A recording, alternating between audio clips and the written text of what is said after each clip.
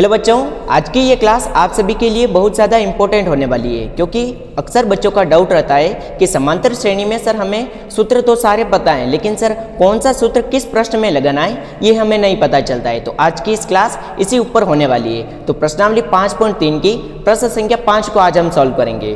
प्रश्न है, किसी एपी का प्रथम पद 5 है। अब प्रथम पद का मतलब क्या होता है? ए, तो लिखेंगे हम a बराबर 5। देखिए, समांतर श्रेणी के प्रश्नों को अगर सॉल्व करना है तो उसकी एक टेक्निक है कि जो प्रश्न में दे रखा है उसे लिख दो। आगे बोला है अंतिम पद। अंतिम पद मतलब nवां पद कितना दे रखा है? 45, लिख दो आगे। और योग 400 है। योग का मतलब क्या होता है? Sn, तो Sn बराबर लिखेंगे 400। आगे बोल रखा है पदों की संख्या और सार्व अंतर ज्ञात कीजिए। पदों की संख्या मतलब n का मान ज्ञात करना है, सार्व अंतर मतलब d का मान ज्ञात करना है। ये सब क्या थी? गिवन इन्फॉर्मेशन है जो हमें सवाल में दे रखी है। अब देखिए, हमें an बराबर दे रखा है 45, तो आप सभी को सूत्र याद होगा। nवां पद का सूत्र क्या होता है? a plus n minus 1 into D. जो दे रखा है उसका सूत्र लगाओ। लिख देंगे an बराबर a plus n minus 1 into D. an का मान कितना है? 45, तो लिखेंगे 45 बराबर a का मान कितना दे रखा है? 5 प्लस n का मान नहीं दे रखा है तो मत लिखो, d का मान भी नहीं दे रखा है तो नहीं लिखना है। अब प्लस का 5 है, पक्षांतरण करेंगे तो माइनस का होगा। 45 माइनस 5 बराबर n माइनस 1 इंटू डी। 45 में से 5 घटाएंगे कितना बचेगा? 40, तो n माइनस 1 इंटू डी का मान कितना आएगा? 40। इसे मान लेंगे समीकरण फर्स्ट। आप बोलोगे सर हमें तो n का मान ज्ञात करना है और d का भी करना है। देखिए, एक समीकरण से दोनों मान थोड़ी ज्ञात हो गए, तो क्या लिखेंगे हम? n माइनस 1 इंटू डी बराबर 40। अब आगे देखो कौन सा सूत्र और दे रखा है हमें? योग का दे रखा है। अब योग का सूत्र क्या होता है? Sn बराबर n बटा 2 कोष्टक 2a plus n minus 1 into D. Sn का मान दे रखा है 400, तो लिख दो 400 बराबर n का मान नहीं दे रखा है मत लिखो, बटे में 2 2। a का मान कितना है?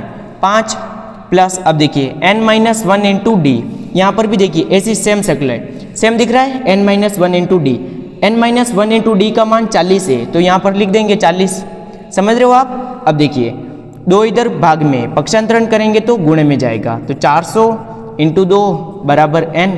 2 को 5 से गुणा करेंगे 10 प्लस का 40। यहाँ पर आकर आप सभी को कंफ्यूज नहीं होना है।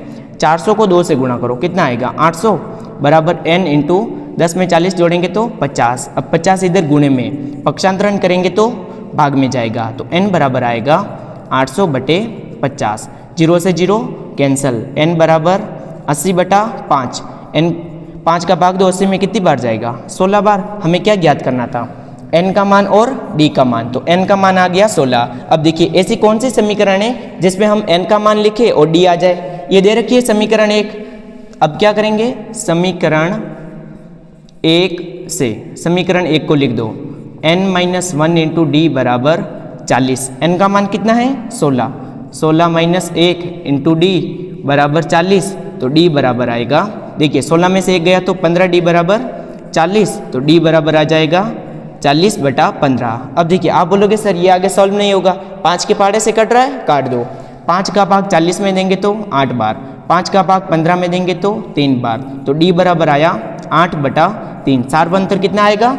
8 बटा 3, और n पदों की संख्या आ गई 16। और इस तरीके से हमें इन प्रश्नों को सॉल्व करना है। आई होप आप सभी को ये वीडियो पसंद आया होगा। अगर इसी प्रकार के मोस्ट इंपॉर्टेंट क्वेश्चन के वीडियो चाहते हैं तो प्लीज़ चैनल को सब्सक्राइब जरूर करें। हम मिलते हैं अगले वीडियो में, तब तक के लिए जय हिंद, जय भारत।